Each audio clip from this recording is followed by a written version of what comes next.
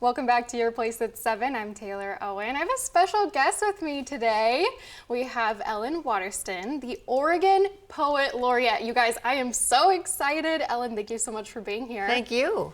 Okay, so for starters, what our viewers might not know, what is a Poet Laureate? A Poet Laureate basically travels the state. I have to say it's a little different in every state. But in Oregon, I'm traveling the state, proselytizing poetry, encouraging people to put pen to paper, regardless of age, location, perspective. Just join me in that wonderful pursuit. That's so cool. So where does the job kind of come from? Well, the program itself has been going on for years and years in Oregon. It's a weird math because I'm only the 11th Poet Laureate. That's because earlier Poets Laureate, such as William Stafford, held the position for 15 years. Wow. It's become a little more formalized, and it's thanks to Tina Governor Kotek that I was appointed. Each governor certainly has the option of not continuing the program. I'm very, very grateful to her for this appointment, along with the Oregon Arts agencies that help supervise it and fund it. How wonderful. I think it's amazing we get poets, state-dedicated poets. What a cool program. Yeah. So I know that you reside in the Bend area. I know you've written a lot about the high desert. What do you think makes Oregon so special? You know, I am a desert rat. I love the high desert, but, well, it's so special because there's so many different environments. Yeah. Right? We know that part. I mean, northeastern Oregon is not the desert. Pendleton is wheat and beautiful and rolling in its own thing, its own culture. There are different cultures all throughout the state. Mm-hmm. I'll be reading for the Crooked River Roundup in Prineville. That's a cowboy poetry gig. That's a little bit different. Everywhere I go, rural, urban, smaller communities, it is just so thrilling to see how dynamic this state is. Amazing. So you mentioned to me you want to see more poetry in some of our public arts projects. Can you talk a little bit more about that? Well, you know, Oregon has a wonderful 1% for Art program when public buildings are built. Mm-hmm. A percentage of the budget goes toward acquiring public art that will be incorporated in the building or the project, whatever it is.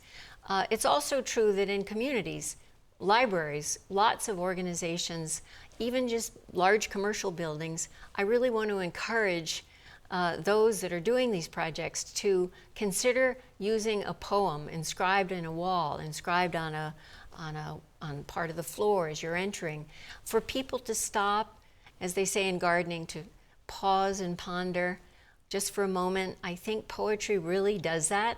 In the past, there was a poetry project on the transit system in Portland. Mm-hmm. So as you're going from place to place, you can contemplate a poem. I think that they're readily accessible. It's not so hard on the budget as some other acquisitions. And I really think the effect of a poem in the right place at the right time can be a game changer.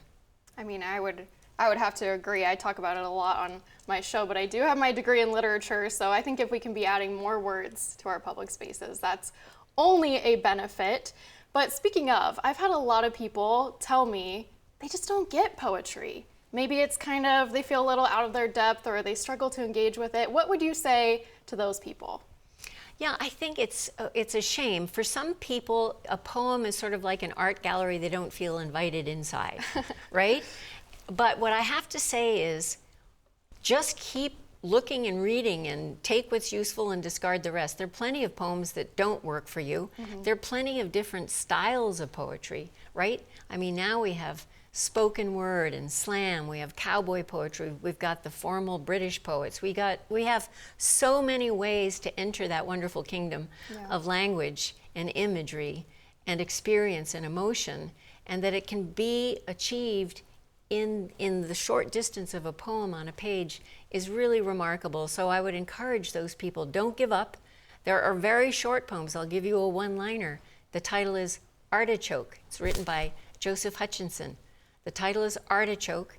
The poem is, "O heart, weighed down by so many wings." Wow. So it doesn't have to be long, complicated. It can be silly and fun. So yes, there's room for everybody in poetry. I love that. I so agree. So since we're in Southern Oregon, Ashland, just in our backyard here in Medford, what would you say is your favorite Shakespeare work? It's such a hard question. I know. I think it's